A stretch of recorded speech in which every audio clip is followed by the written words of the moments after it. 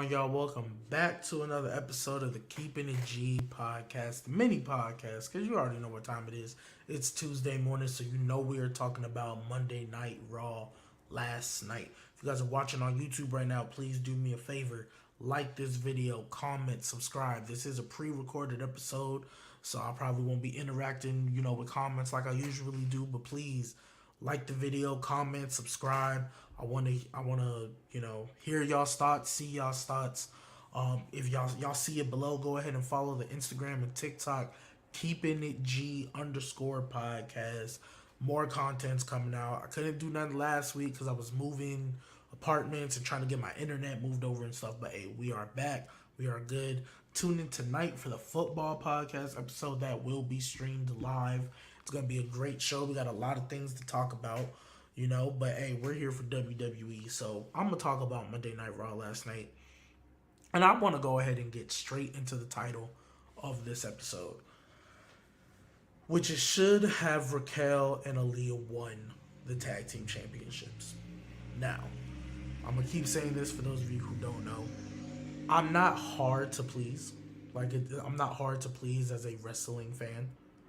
But one thing I actively don't like, obviously I'm not employed there and I'm not on the creative team, but what I don't like is when I see decisions that I think are actively the wrong ones. So for example, even though I love the Bloodline and I love the Street and I love Jimmy and Jay Uso and all the Usos, I genuinely believe the Street Profits not winning was actively a wrong decision. I know the tag team division needs to be built up, but I think Street Profits winning, you could have had more, just fresh matchups, something new. And I think they had the momentum, and I think it was their time. That's nevertheless. So that's just an example of how I feel like sometimes the only thing that really turns me off is when I view things that are actively wrong decisions. Another one, Goldberg beating The Fiend. Actively wrong decision. So when I look at this, it's not on the level as a Goldberg beating The Fiend. It's not on the level. I wouldn't even say it's on the level of the Street Profits not winning, because I was genuinely kind of annoyed that they didn't win. But I just feel like it was Dakota and Io's time. They were the only, other than the NXT, Gigi and Dolan and them Toxic Attraction, Dakota and Io were the only ones that were truly a team. Now, granted, the women's tag team division is going to take a lot of work. It's not going to be fixed overnight. But I think you putting the titles on Dakota and Io, they can be viewed as a dominant tag team, have a really good run, next to Bayley. They can keep winning, because I feel like you need a strong champion when you're going to build up a division. We all know that division needs work, but you need a strong champion. And if you don't have a strong champion, the division is always going to seem weak. And I feel like, even though I like Raquel, I think Raquel has potential. She needs a character, but she has potential. Aliyah, nothing personal, but it's mid. Personally, I never believed in them as a tag team. Never. I personally thought the finals were going to be Dakota and Io and Alexa and Asuka, but I get they're on the same brand, so you kind of can't do that if you're going to do Raw and SmackDown. But I just felt like this was Dakota and Io's time. You bring them up to the main roster. Obviously, your NXT people know who they are. But for the casual people who don't watch it, this is how you, you establish, look, these two are going to be leading the tag team division. They're with Bayley. They won't have all the gold, but they'll be strong. And especially the way they lost. I understand they're kind of protected.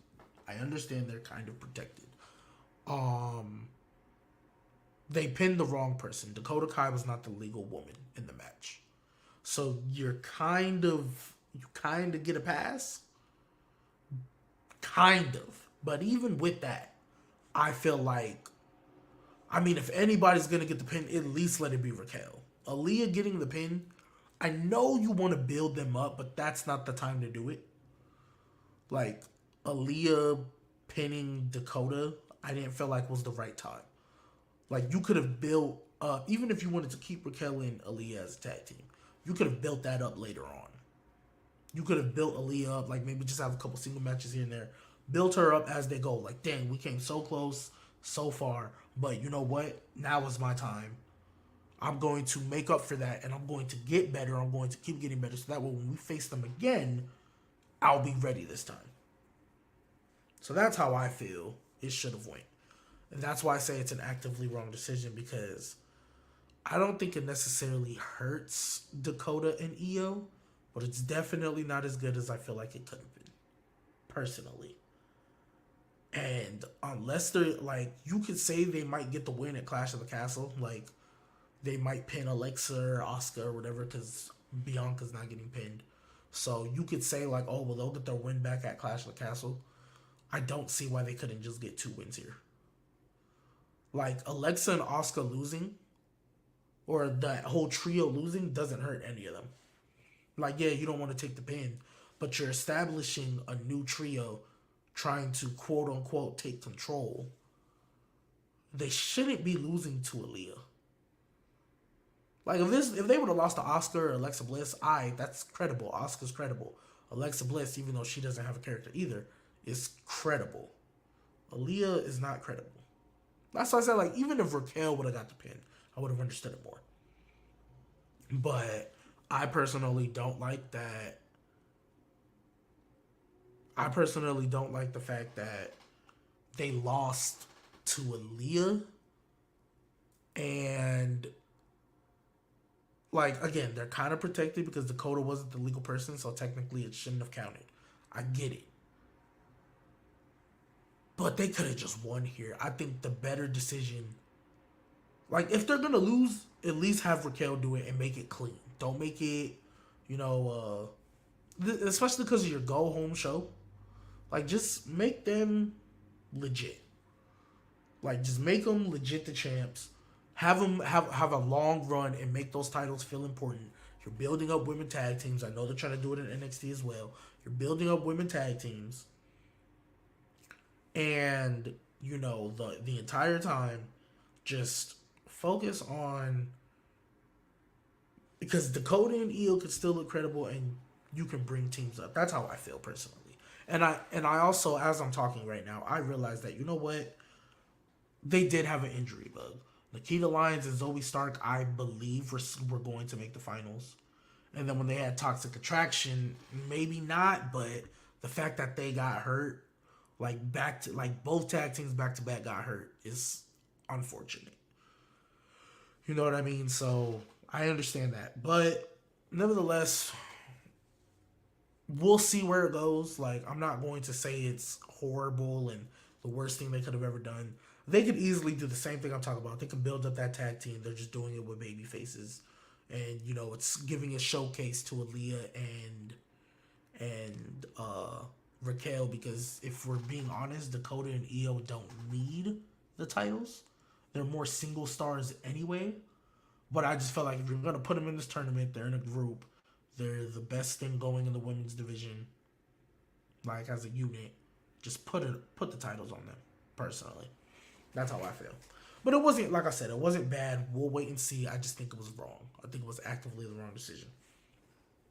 So that's one of the 3 points I wanted to touch on this show. Overall, again, show was fantastic to me. I'm watching Monday Night Raw live now. So that's how you know I think the show is great, because I never would. I will sit through those 3 hours and watch it. The next thing I want to talk about is this Kevin Owens, Sami Zayn little storyline that they're telling, because I think it is chef's kiss beautiful. I love how they're playing up Sami having real life, being a real life best friend of Kevin Owens. I love how they're playing that up. But also playing up, like, Sami Zayn is finally starting to get somewhere in this bloodline, at least in his mind. He's finally starting to get, some love in the bloodline. And when he finally starts to do that, it's like now he's got to, go in crossroads with his best friend. I also love how this prize fighter is a babyface. At least what it seems like. He's been presented. Other than Drew, he's been presented as a babyface. So I actually love that dynamic of the prize fighter because he's continuity. You know, he said he ain't forgot about what Roman did and why he's lost. He ain't forgot about what Jay did to him. So it's really not about babyface or heel. Actually, he's actually kind of showing shades of gray because he's just Roman happens to be the one with the title, so that's the one he's gonna feud with, and I love that about his character. And I love the finish of the match because him and Kevin Owens and Jey Uso had a match. I love the finish, how they were trying to distract him. He said, get a chair. Sami Zayn was supposed to hit Kevin Owens and he couldn't do it. And there's so many things you can do from that because they're telling such a good story. It's like, in the moment, you're like, is he actually going to hit his best friend? That's his real life best friend. I know he's conflicted, but I know he doesn't want to mess up with the bloodline.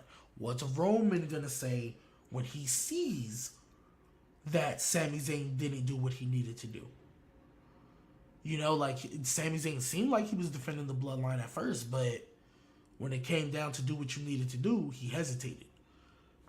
And it's parallels because when Jay was first getting into the bloodline, Roman had him trying to do stuff that Jay was conflicted and didn't want to do. And there was consequences for it. So now we get to see what are the consequences of Sami not pulling the trigger on Kevin Owens. It's just beautiful storytelling. Sami's great, Kevin's great, the Usos are great. Everybody involved is doing their part. You know, and I love also, just as like a caveat on top, that this match didn't end in a disqualification. Kevin Owens just got the win, as he should. As he should. He is the better single star. He should just win. Even if you want to, it shouldn't be a DQ. Like, yeah, you had shenanigans and hesitation because that's what the bloodline do. But Kevin Owens, stunner, 1, 2, 3. It wasn't a roll up. It wasn't, you know, a quick surprise, just straight one. I'm just glad it wasn't a disqualification because I think that takes the air out of a lot of matches when you have disqualification finishes when they don't need to be. Like, if you have a DQ that makes sense, I ain't cool. But this one didn't need it, and I'm really glad that it didn't end in the DQ. Kevin Owens, since his prize fighter gimmick, is staying focused on winning a championship. Roman seems to be the main one right now. But I think everybody involved was great. I think eventually it's going to a Sami Zayn face turn, teaming with Kevin Owens to take down the Usos, or he can just get a championship match, a legit one. You know, tell that little underdog babyface story. Just go back to, you know, and I would love to see his old music come back once he does turn babyface. Like, I think depending on where you decide to re-debut his old music, you're going to get a great, like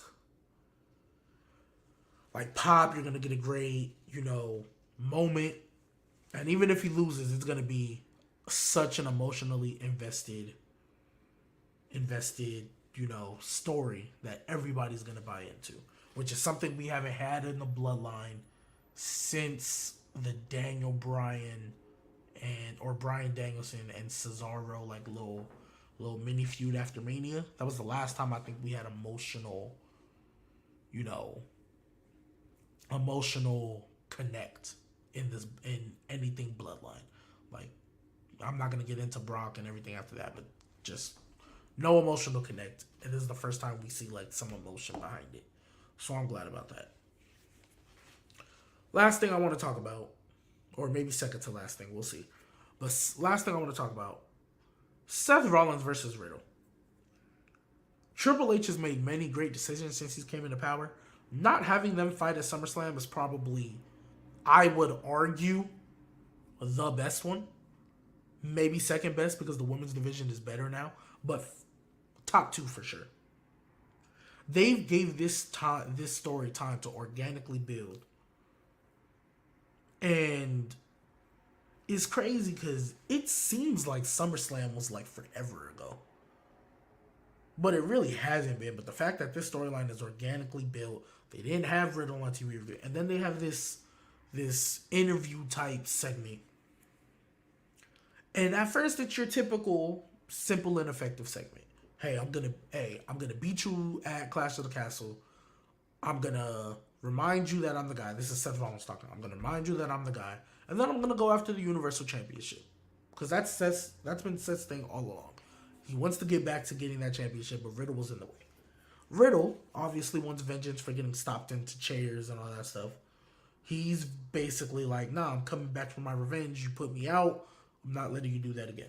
It's simple but effective. We go to commercial. We come back and they show like what happened after the commercial break. And it just felt so real. Like I don't think I've ever seen that with WWE where it's like, oh, this is what happened after the cameras were off. You know, like you really don't see that because usually if it didn't happen on camera, it's not continuity in WWE. So the fact that they purposefully were like, hey, this is what happened when we were in commercial break. This is what happened when the cameras were off, when they shut it off and stopped filming. And so Seth is just talking to Riddle. Because Riddle made a line and he's like, you know, I'm going to show you that the only man in your marriage is Becky. You know, playing on Becky the man. And Seth Rollins was actually justified. Seth Rollins, he basically said, you want to talk about my family? I'm going to talk about yours. And he brought up the fact that Riddle and his wife got divorced and the wife took the kids because they didn't want to see him. He didn't say it so nicely, but I'm not going to say it because, you know, I want this to be for all audiences. But he basically was like, your wife divorced you, your kids left you, they don't want to see you. And it's like, technically Seth Rollins is the heel, and it's like, ooh, low blow, but Riddle did it first. Riddle was the first one to be like, you know, talk about his wife and like, you know, kind of break that unspoken rule. So at that point, all bets are off. And it honestly, like, I find myself siding with the heel. I would have said the same thing if somebody would have came out my wife. I would have said the exact same thing. So I love the fact that this feud, like now it's at its boiling point. If it wasn't bad before, now it's bad. Like now it's like, if it wasn't personal before, now it's super personal. So this Seth Riddle feud, like I was excited for it because I knew it was going to be a great match. But like the build, it was good. It wasn't bad, but I was just kind of like, I saw this segment and now I really want to see this match. Like I'm more excited to see this match than I was last week and the weeks before. You know, and they're going to, like, I think Cardiff is going to be a fantastic crowd. Everybody's going to be emotionally invested in every little thing that happens. I think that's just going to elevate the match a lot more. I love the fact that this storyline didn't just happen at SummerSlam just to do something. I love that it's slowly been built up. I genuinely don't know who's going to win. I could see Riddle getting the win out of revenge, you know, and kind of putting him back in that main event status that he should have been after the RKO stuff or RK Bro stuff. But honestly, Seth's been losing a lot. I wouldn't be surprised if Seth gets his win here and then faces Roman at whatever the next pay-per-view is. I don't know if it's Clash of Champions. That usually is right around the corner. We're about to hit, September? So Extreme Rules. I don't know what's next. I don't. But whatever is next, I could see Seth and Roman being the next program because... Or they can keep going with Drew. Or nah, I think Drew and Karrion Kross are about to spin off. So yeah, Seth could easily win here and go to the next program with Roman. Because I don't think this is going to be a 3-match feud. I mean, at least I hope it's not. I'm so tired of that. I hope it's not. It's like, either whoever wins should just win clean and just leave it at that. Like, win clean, leave it at that. But yeah, this promo segment was fire.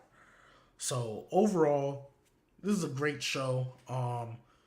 This is a mini pod, so I don't want to talk too much. I want to touch on 2 more things. So just 2 more things real quick because I know we haven't talked about it. One, the Dexter Lumis stuff storyline. I think this is the most I've been invested in The Miz since his IC title run when he went on Talking Smack and had in that war words with Daniel Bryan or Bryan Danielson now, but Daniel Bryan at the time. This is the most I've been invested in The Miz since. Like, I'm starting to empathize with The Miz, and I never thought I would do that again. Like, 2016 was an anomaly for me, or whatever the year that was. But this is Like that Dexter Loomis storyline stuff is great to me.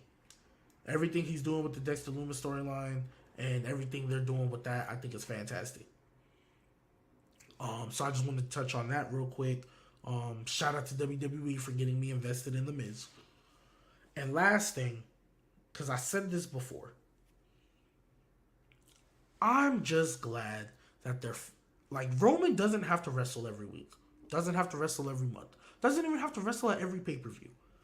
But they are going back to telling storylines, bloodline storylines, like showing like if the Usos lose, there's consequences. If Sammy doesn't come through, there's consequences.